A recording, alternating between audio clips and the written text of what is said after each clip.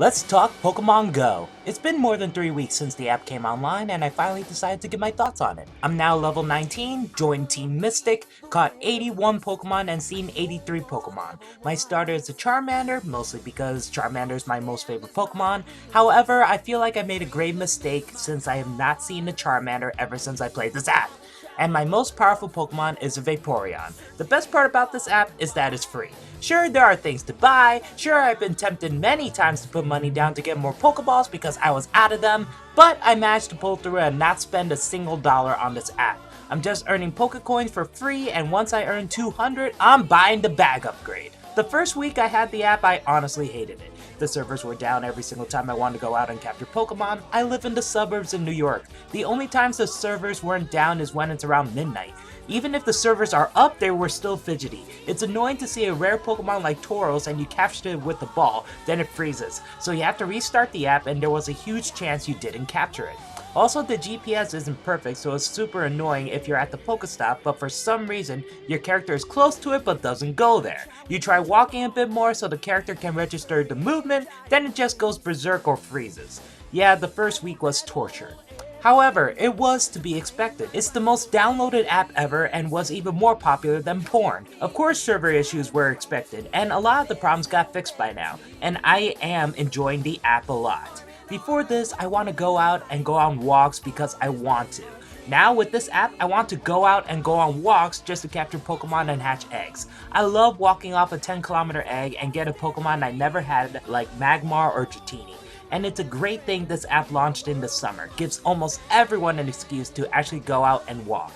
Getting new Pokemon and evolving them feels amazing. If I see a shadow of a Pokemon I haven't caught yet, I become insane and run all over the place just to find that Pokemon and capture it. There was a Dragonite recently in my area, wasn't able to find the asshole. Thankfully, we have sites like Pokevision that is pretty good at tracking Pokemon. Sadly, it's down very frequently. The problems I have with this app, the whole walking off the eggs for them to hatch. I wouldn't mind it if the GPS is good at tracking the distance you walked, but there were lots of times where it just didn't register the distance even though the signal is fine and the GPS is still active. Why should I walk 2.5 kilometers just to hatch a 2-kilometer egg? 11 kilometers for a 10-kilometer egg. It could be my phone, but I heard others were having that issue. I think if they put a timer on the incubators, it would solve the problem. And if you walk, the timer would be faster. So if it takes 12 hours to hatch a 2-kilometer egg if I'm not moving, but if I do move, it speeds up the process. I feel like that would be a lot better. Also, another problem I have with the eggs. Nothing is more upsetting than walking off an egg and get a Pokemon that you already have and don't care for. I had 2 Jinx from 10-kilometer eggs. First time I was happy I got a Jinx. The second time I was super pissed. You can get Rattatas, Pidgeys, Spearows, Weedles, Caterpies, and Eevees from eggs, even though they're abundant in almost every area I've been to. It's so hard to find Bulbasaurs, Squirtles, Charmanders, and Pikachus in the areas I've been to, so it'll be nice if they come frequently from eggs. If they built some algorithm where if you already have a Pokemon and evolved it to its final form, or if that Pokemon reached its highest CP level, then that should decrease your chances of getting that Pokemon again from eggs. I don't mind Magikarps though. I need a shitload of Magikarp candies. Gym battles are boring. I only do them so I could get 10 coins and 500 Stardust from taking over a gym. I rarely dodge attacks now. I just keep tapping the screen until it's all over, then I heal my Pokemon. Rinse and repeat. Every time I take over a gym, it's usually taken down by another team within 5 minutes. I lasted 30 minutes one time, and I had some recruits at the gym.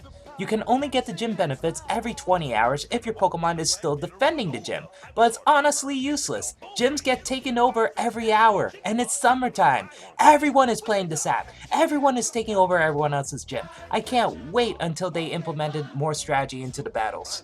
The Pokemon tracker is broken. It states at 3 footsteps for every single Pokemon. Sometimes it shows a rare Pokemon like Gyarados, Gengar, or Dragonite and it says it's close by, but you try going to that direction and it still doesn't show that Pokemon.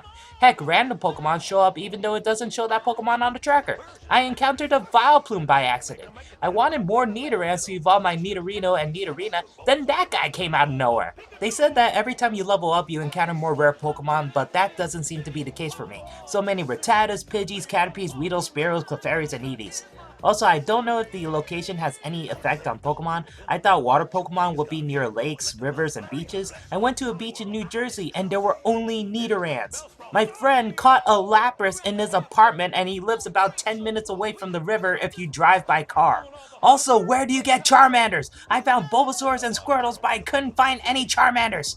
Sometimes Pokestops don't work and tell you to try again later, even though it's your first time going to that Pokestop. Also, if you're in the suburbs, good luck going to Pokestops. Thankfully, I have some on the main street of my town, but when I travel to other towns, there's only 1 or 2 stops within a couple miles of each other. However, I will say this about the app. It's a great app to be social. Seriously, every time I go to New Jersey or Connecticut and stop by a service area, a lot of people are playing this app. If one person says, "Ooh, a rare Pokemon is in this location," then people will flock to it.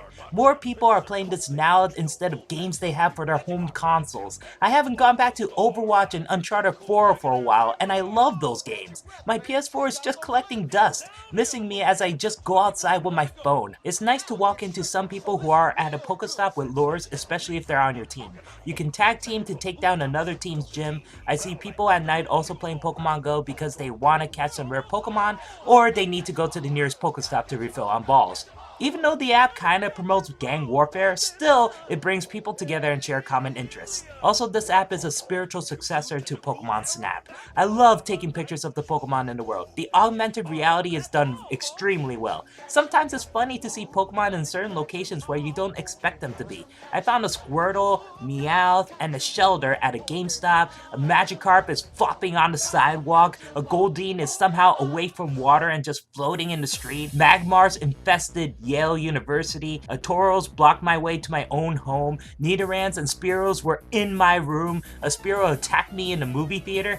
I feel like a Ghostbuster trapping Ghastlies with the Pokeballs. AR is just great. However, for me, it's much easier to capture Pokemon with AR mode off. I haven't played a Pokemon game ever since Gold and Silver. I was a big fan of the original 151 Pokemon, and Pokemon Go brought me back. Sure, this app does have a lot of problems, but it's a fun app and I can't wait to see what the future holds. Can't wait for trading to be active and hopefully they give you easier ways to level up. I'm planning on going to New York City before the summer's up, mostly because I want more different Pokemon. Central Park is a gold mine. Also, I need more Charmanders.